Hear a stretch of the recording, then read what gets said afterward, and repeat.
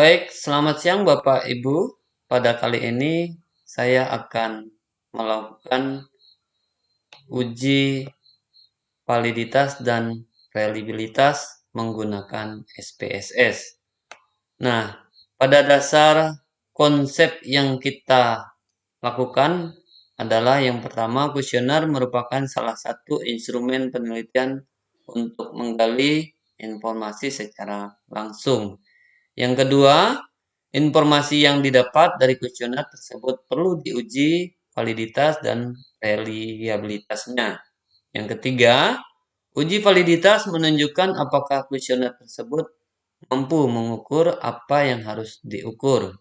Contohnya misalnya kuesioner untuk mengukur tingkat kepuasan, apakah masing-masing pertanyaan mampu mengukur tingkat kepuasan yang dimaksud. Sedangkan uji reliabilitas menunjukkan konsistensi atas hasil ukuran walaupun digunakan untuk mengukur berkali-kali. Nah, yang pertama, uji validitas.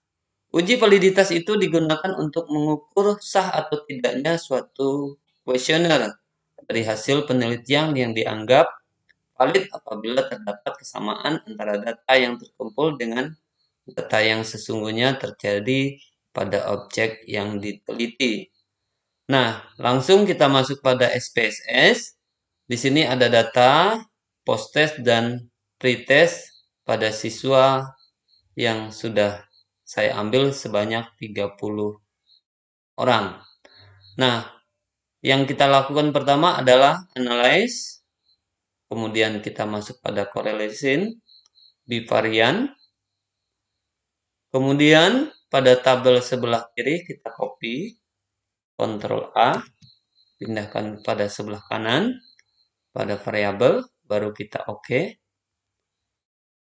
Nah, di sini menunjukkan nilai percent correlation dan signifikan to Thailand dan N jumlah siswa. Nah, nilai hitung R hitung dengan R tabel yang dimiliki adalah 0,375, sedangkan nilai signifikannya adalah 0,041. Nah, dasar keputusan yang kita lihat di sini bahwa untuk mengambil suatu keputusan jika nilai R hitung adalah lebih besar dari R tabel, maka variabel pernyataan valid. Jika nilai R hitungnya lebih kecil dari R tabel, maka variabel pernyataan tidak valid. Nah, kebetulan data yang kita ambil sebagai responden kita ini adalah nilai data pada tabel 5%. Nah, jadi nilai R hitung adalah 0,374 itu lebih besar dari 0,254, maka dinyatakan valid. Sedangkan uji reliabilitasnya akan kita lakukan kembali seperti pada contoh yang kita buat di sini. Nah, yang pertama kita lakukan analyze, kemudian selanjutnya adalah kita masuk pada skala, kemudian kita masuk pada reliability analysis. Nah, sebelah kiri kita copy kembali Ctrl A. Nah, pada bagian bawah pada total kita pindahkan kembali ke posisi semula. Nah, baru kita masuk pada statistik. Nah, misalkan di sini kita checklist scale pada item di to delete ya. Kemudian continuous, baru utamakan pada model adalah alpha.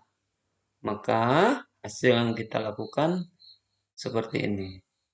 Nah, hasil yang kita dapat dari data itu menyatakan bahwa untuk reliability analistiknya adalah 0,877. Nah, dengan kriteria tingkat reliabilitasnya itu berada pada posisi sangat tinggi ya. Jadi 0,8 sampai dengan 1. Kemudian untuk hasil data yang kita lihat di situ, itu menunjukkan bahwa adanya suatu kevalitan yang didapati. Baik, demikian pemaparan saya tentang uji validitas dan reliabilitas ini. Selamat siang. Terima kasih.